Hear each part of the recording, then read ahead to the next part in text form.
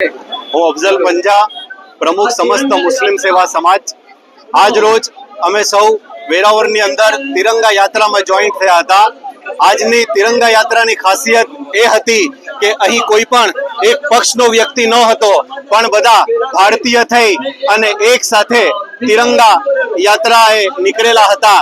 થોડા દિવસ પહેલા પહેલગામની અંદર નાપાક પાકિસ્તાને પોતાની હરકત દેખાડી હતી અને બદલામાં ભારતીય સૈનિકોએ ઓપરેશન સિંદૂર પાર પાડી અને નાપાક પાકિસ્તાનના ફરજા બોલાવી અને ભારતના સૈનિકોએ આ ભારત માતાની આન બાન અને શાનમાં વધારો કર્યો. એ બદલ આજે અમે સૌ ભારતીય એક સાથે એક રસ્તા ઉપર એક તિરંગાના નેજા હેઠળ નીકળી અને બસ એક જ અવાજ સાથે અમે આ વેરાવળને નાદ આપેલું છે કે આવાજ દો હમ એક હે. જય હિન્દ, ભારત માતા કી જય. મારું નામ છે શૈલેષ મસવાણિયા અને ભારતીય જનતા પાર્ટીના શહેર પ્રમુખ છું. આજે વેરાવળના ટાવર ચોક ખાતે ઓપરેશન સિંદૂરના જે સફળતાપૂર્વક ભારતીય સૈનિકોએ પાકિસ્તાનને ધૂળ ચકાડી છે અને આપણા દેશનું ગૌરવ વધાર્યું છે, માટે અહીં જોઈ રહ્યા છો કે વેરાવળની અંદર જાતપાત ભૂલીને માત્ર ભારતીય છીએ, માત્ર ને માત્ર દેશના નાગરિકો છીએ. આના નિમિત્તે બધા જ આજે જોઈ રહ્યા છો કે સરસ મજાની એક તિરંગા યાત્રા નીકળી. વ્યક્તિ સે બડા દલ और दल से बड़ा देश.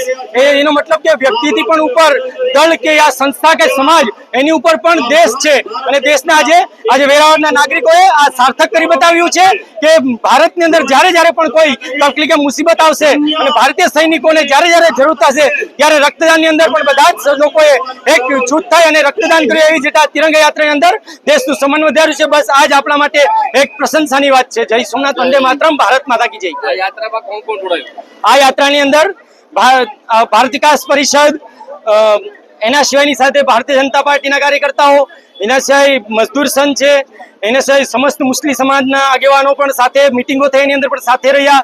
સાથે સાથે બધા જ સમાજના બધા જ અગ્રણીઓ અને નામી અનામી અનેક સંસ્થાઓ, અરાઉન્ડ 35 જેટલી સંસ્થાઓ અને ઓછામાં ઓછા 45 જેટલા સમાજોના આગેવાનો આજે એકત્રિત થઈ અને એક સરસ મજાનું ભારતના નાગરિક તરીકે અને દેશવાસીઓએ ગર્વ વધારનારું આ તિરંગા યાત્રા કરી છે.